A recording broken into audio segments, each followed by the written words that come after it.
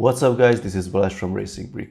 The long wait is over, we've been teased with the photos of this set, but now here is the real thing that you've never seen before.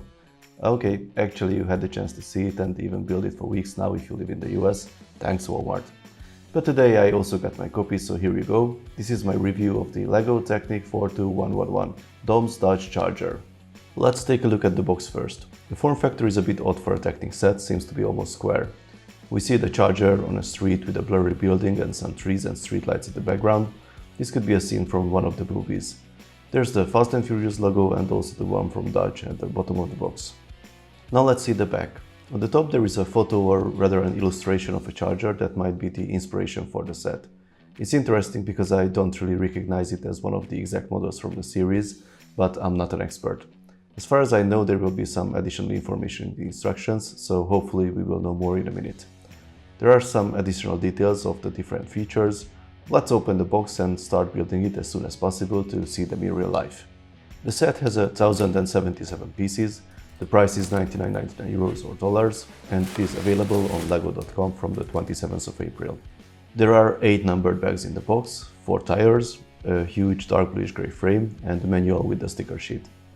The sticker sheet is rather small, but we are talking about a car that's supposed to be almost completely black, so it is not a big surprise. Now let's see the manual. No extra information at the beginning, but it's not a creator expert set, so that was kind of expected. Here is a nice illustration, then the different functions, but we saw most of these on the back of the box. Oh, and this is a nice comparison photo with the real thing, and it's so obvious here how cool this set could have been with those classic muscle car rims. Okay, we've got something here, a collection of the different chargers used in the Fast and Furious movies. Here's the one we saw on the back of the box, and it is listed as the car from the first movie. Again, I'm not an expert of the series, but this looks fishy for me. This car looks like the one from the first movie, and this one looks like the Charger from the fourth movie. The one in the first movie had classic rims and fat tires, and it had the Charger emblem on the grille and not the RT one. The one in the fourth movie was more similar to this one, RT badge, bigger wheels, although maybe not as big as the LEGO version. So did LEGO mess this up? Not sure, but I guess they made a mashup of the different versions in the series. If you recognize the exact model from the movies, please let me know in the comments. What about the new parts? There is this Technic driving ring extension that was available previously in yellow, for example in the Defender. Now we get it in light bluish grey, but at this time it won't be functional, just a decoration piece. The other one was pretty obvious. This is the first time we see this huge 11x15 frame in a set that's widely available. You could get it in medium azure color previously in the Spike Prime and Spike Prime expansion sets. I happen to have the expansion set here, so you can have a look at that version. Besides the color, they are identical. I think we can agree that the new version will fit much better in most of our builds. So let's start building. The first thing is the rear axle. The differential is the usual one and not the new version we saw in the Top Gear rally car. This C-shaped frame with the ball joint last appeared in the Arctic truck in 2015. Another unusual piece we don't see often in Technic is this microphone that happens to fit perfectly in this black bush. The next one is the big 11x15 frame. We build the support for the rear suspension and then attach the rear axle to it.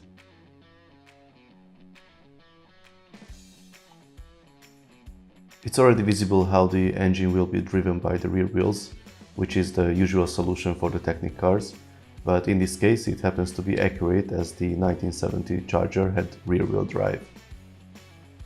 Here we have the suspension completed. It's an unusual setup to see the angled springs, but I guess it will work okay. I think it was used to make them fit in the body. The original Charger RT had leaf springs at the rear, but that's something we won't see in an official LEGO set. This is an interesting sticker. I've never seen anything similar in a LEGO set. It looks like the labels on the licensed Hot Wheels or Matchbox cars.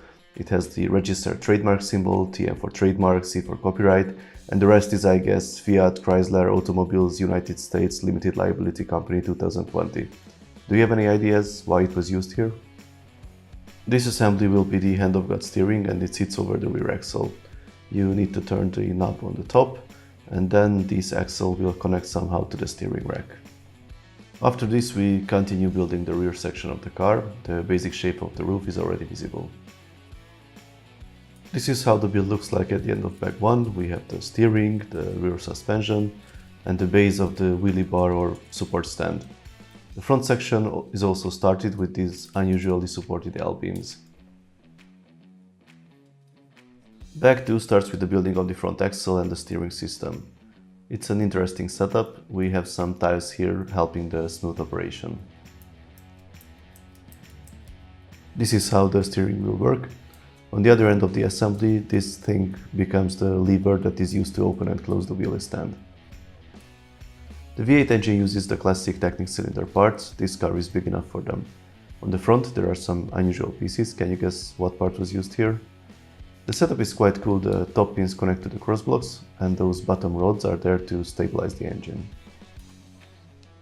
And that was back 2. The engine and some other small parts are in place. A nice surprise to see the wheels already mounted. I think this is what every Technic fan does with all cars, put on the wheels as soon as possible. At this stage you can see that most of the functions are working already. They can be observed well without the body on.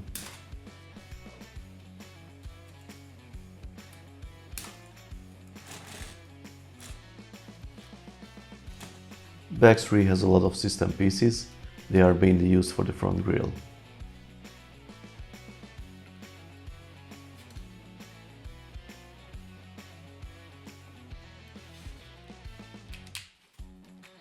This will be one of the side panels over the front wheels. I'm still not the biggest fan of the curved panels used here. The real car has a really sharp edge instead of these smooth curves, but without these the car would be a big black box, so I guess this compromise had to be made. Now we have the huge blower mounted on the engine. This one has approximately the same capabilities as the one we saw in the first movie. That was also a dummy attached to the hood of the car. It's an interesting choice to see the little triangular windows simulated on the doors. Honestly, I can't decide yet if I like them or not. For the first sight they look very flimsy, but once they are put in place the structure will become quite sturdy. Again, no rear view mirrors. I guess this is now the new standard with LEGO cars. This is the end of Bag 3, the steering wheel and the doors are in place. Unfortunately the steering wheel is not functional, which is a big shame since we even had working steering wheel in the Creator Expert Ford Mustang. Bag 4 begins with the driver's seat. We only have this one in the whole car and it is not too complicated either. I guess we need to sacrifice the fancy interior to save weight for the race. Here is the rear bumper with the license plate. We get the same license plate that was used in the movie, which is a nice touch. This is the trunk section. We have the nitro bottles built in and you can see the exhaust pipes at the bottom.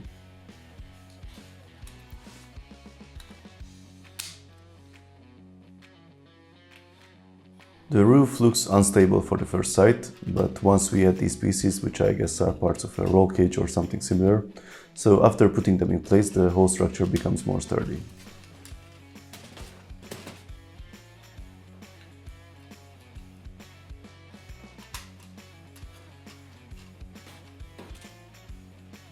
The part usage for the A-pillars is again interesting.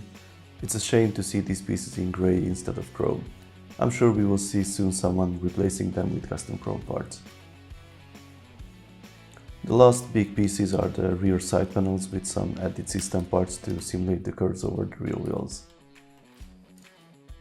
So this is the final touch and our Dodge Charger is ready.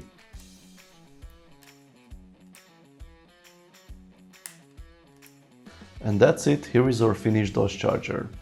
I have to admit I really have mixed feelings about this set.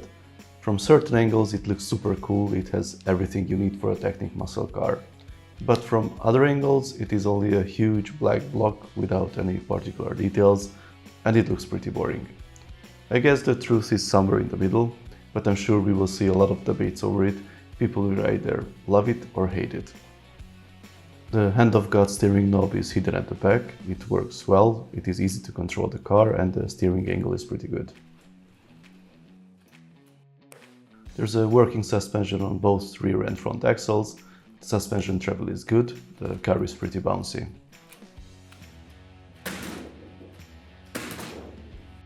The main functions are working okay, everything seems to be sturdy enough to be played.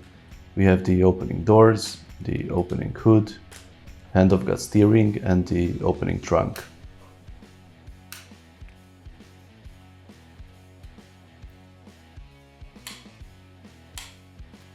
The exposed huge V8 looks great and the working chain at the front is a nice extra.